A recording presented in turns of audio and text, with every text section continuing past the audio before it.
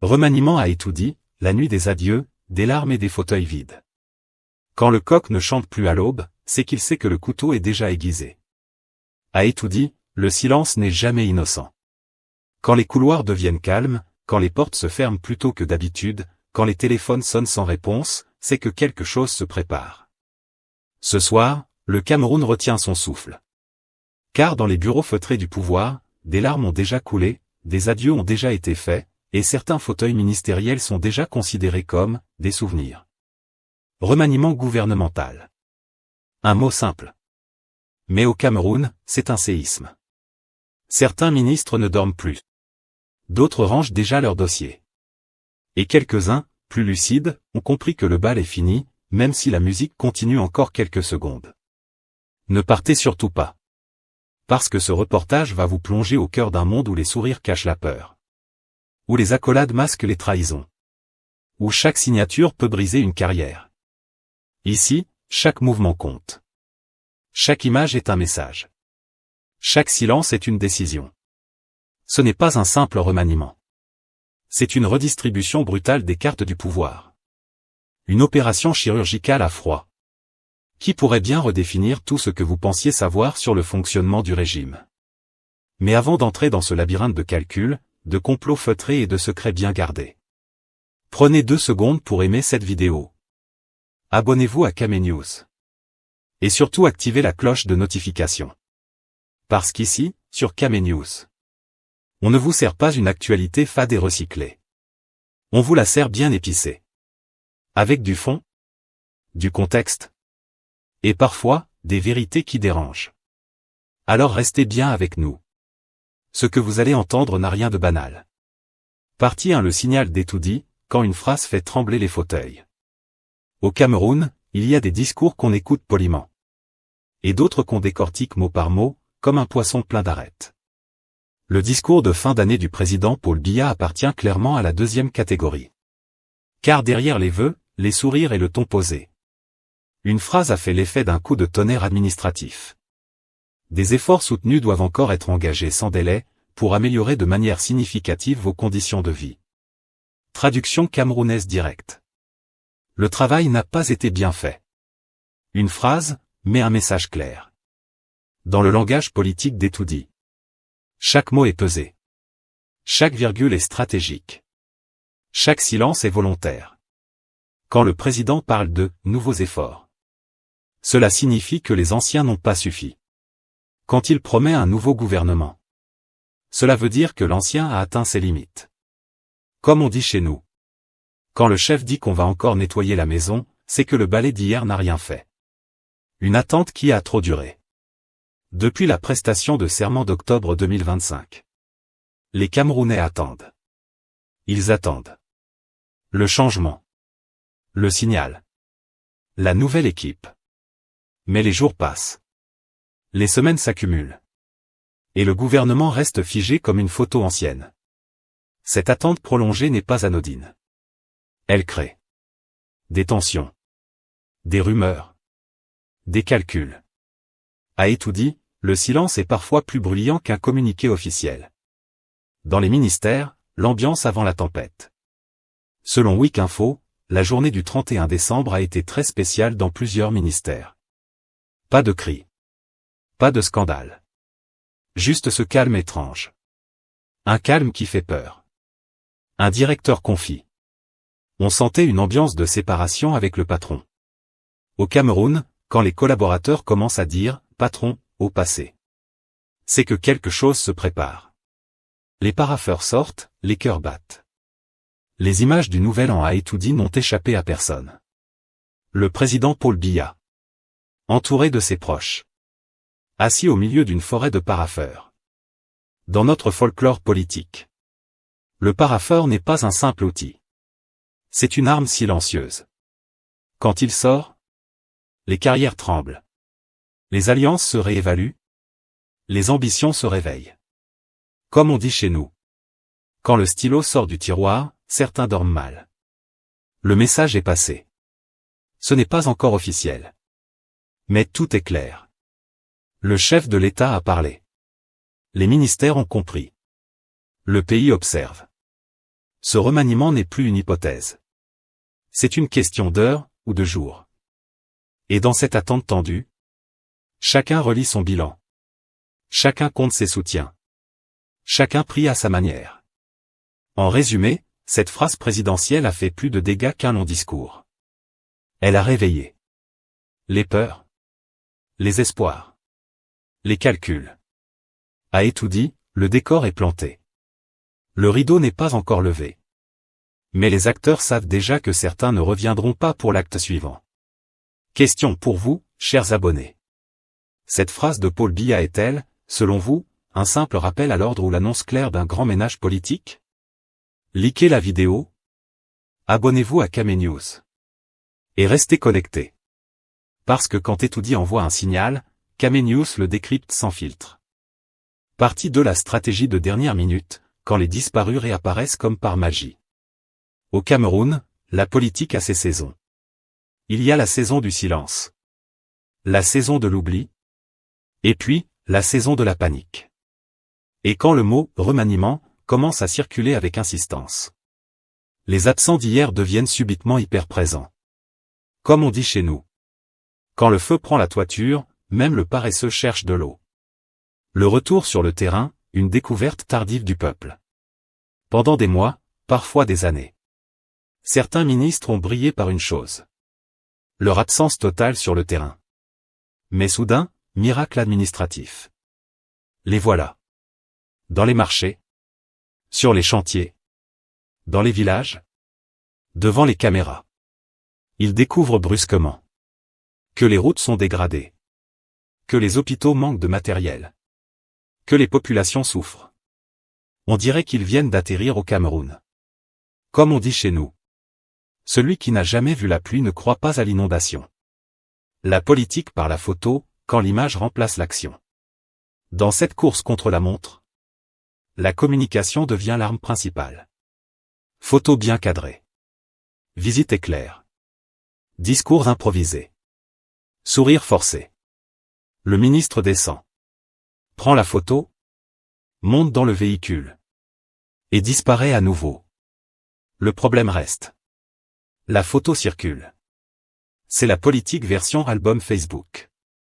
Mais à Etoudi, on ne gouverne pas avec des selfies. Les rapports express, quand le bilan se fabrique à la va-vite. Autre signe de panique. Les rapports sortent en urgence. Des bilans maquillés. Des projets soudainement en cours. Des promesses transformées en réalisation. Tout devient prioritaire, à la dernière minute.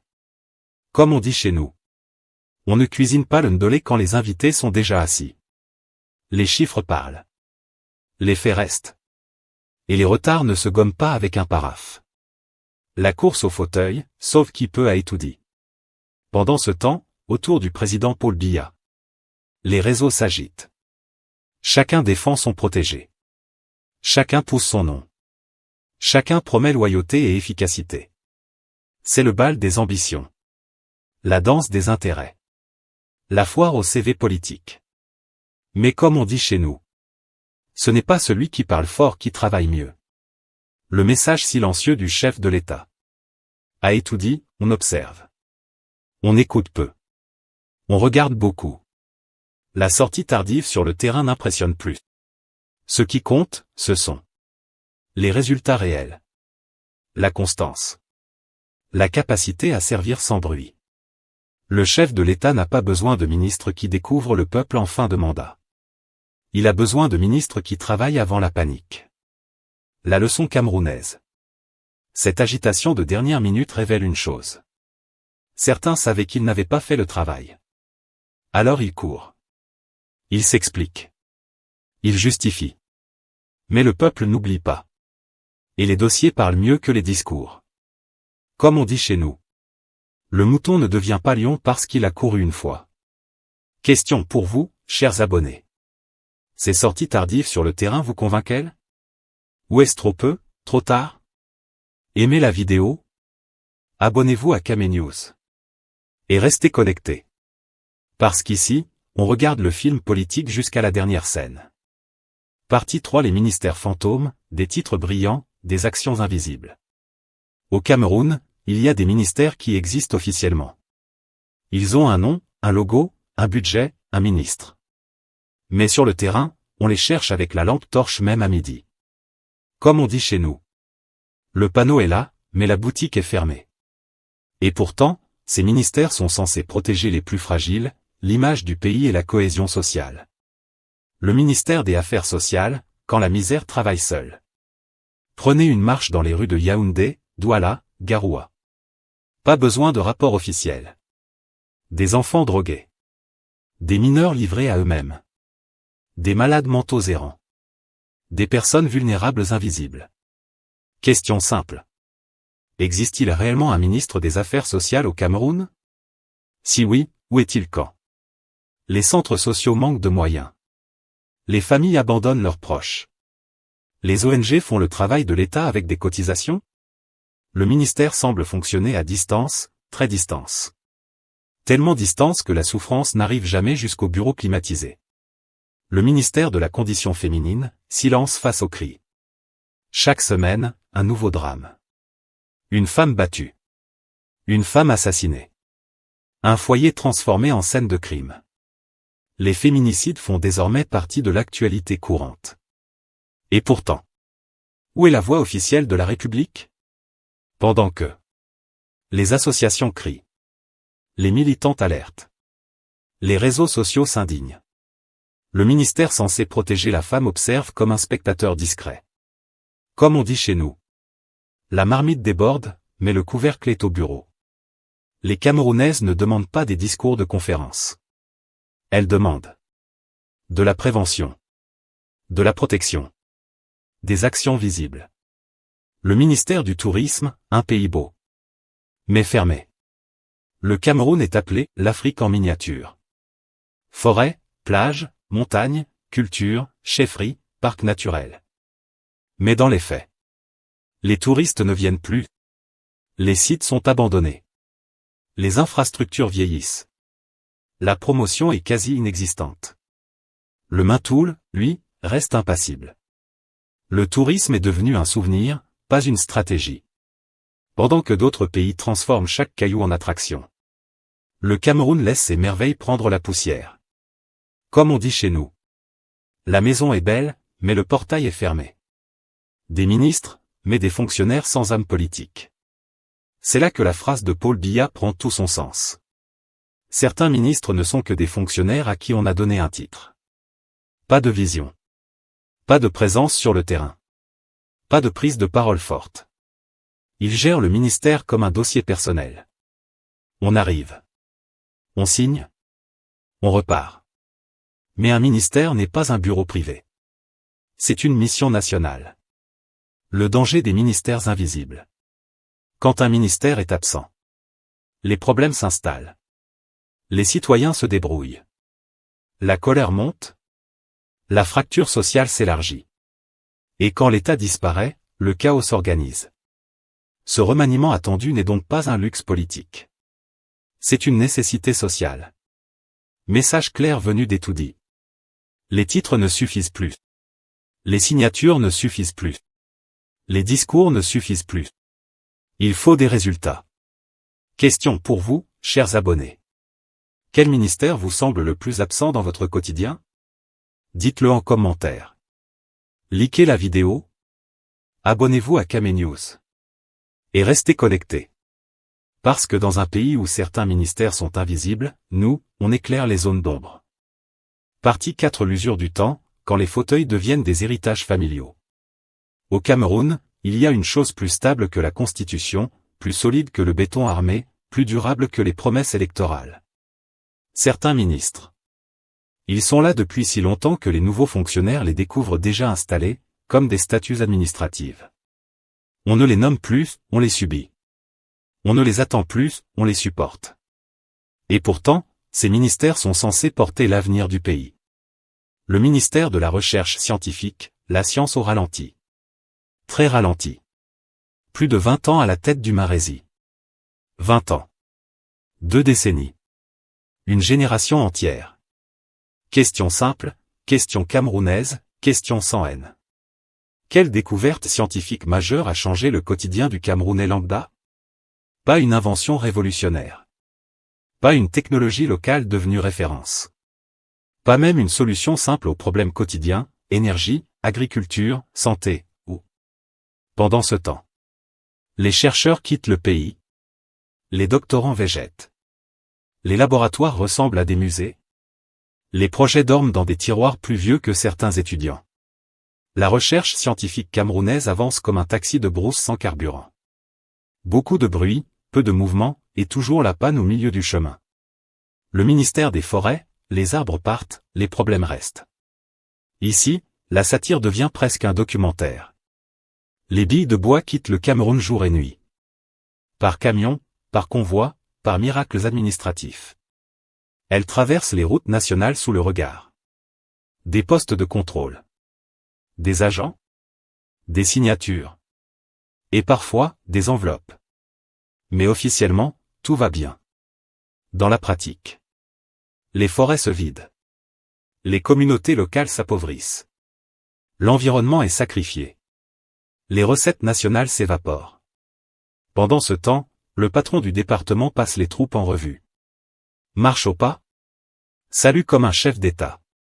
Inspecte sans inspecter. Comme on dit chez nous. Le feu est dans la cuisine, mais le chef admire le rideau. Le ministère de l'Environnement, quand l'air devient un luxe. Yaoundé. Douala. Bafoussam. Garoua. Même combat. Des montagnes d'ordures décorent les carrefours comme des monuments modernes. L'air est lourd, irrespirable. Les rivières sont devenues des poubelles liquides. Et pourtant, à la tête du Minebded, le même homme depuis plus de 20 ans. 20 ans à regarder. La pollution s'installer. Les villes étouffées. Les déchets s'accumuler. Les Camerounais respirer du poison gratuitement. La protection de l'environnement ressemble ici à une promesse éternelle. Toujours annoncée, jamais ressentie. Le Camerounais ne demande pas la lune. Il demande juste de l'air propre, une ville respirable, un minimum de respect pour son cadre de vie. Quand la longévité devient un problème politique. Attention. Il ne s'agit pas ici d'un procès de l'âge. Il s'agit d'un procès de résultat. Dans un pays normal, la longévité s'accompagne de bilans solides. Mais ici, la longévité ressemble parfois à une occupation administrative. On garde le fauteuil. On protège le poste. On évite les vagues. On traverse les mandats comme on traverse la pluie sous un parapluie troué. Pendant ce temps, le peuple attend. Toujours. Le message d'Etoudi, le temps des statuts est peut-être terminé. C'est pour cela que ce remaniement annoncé fait trembler certains bureaux. Parce que le message est clair. Le temps de l'inaction habillée en longévité pourrait toucher à sa fin. Les Camerounais ne demandent pas des ministres éternels. Ils demandent des ministres visibles. Des ministres utiles. Des ministres responsables. Comme on dit chez nous. Le fauteuil n'est pas un héritage, c'est un service. Et à Etoudi, le stylo semble prêt à rappeler cette vérité. Question pour vous, chers abonnés. Selon vous, faut-il fixer une limite de durée pour certains postes ministériels au Cameroun? Dites-le en commentaire. Aimez la vidéo? Abonnez-vous à Kamé News. Et restez connectés. Parce que quand les vieux fauteuils commencent à grincer, le spectacle politique ne fait que commencer. Conclusion: le peuple attend, le stylo aussi. Tout porte à croire que dans les prochaines heures, le Cameroun connaîtra la composition de son nouveau gouvernement. À Etoudi, le stylo est prêt. Dans les ministères, les nerfs sont tendus. Sur les réseaux sociaux, les clans s'affrontent, chacun poussant son protégé. Mais au-delà des noms, la vraie question reste celle-ci. Le prochain gouvernement sera-t-il enfin au service du peuple, ou simplement une nouvelle rotation des mêmes visages? À vous la parole. Quels ministres doivent partir selon vous? Quel profil devrait entrer au gouvernement? Si cette analyse vous a parlé, aimez la vidéo. Abonnez-vous à Kamé News. Et activez la cloche pour ne rien manquer des prochains développements. Parce qu'ici, l'actualité ne dort jamais, et nous non plus.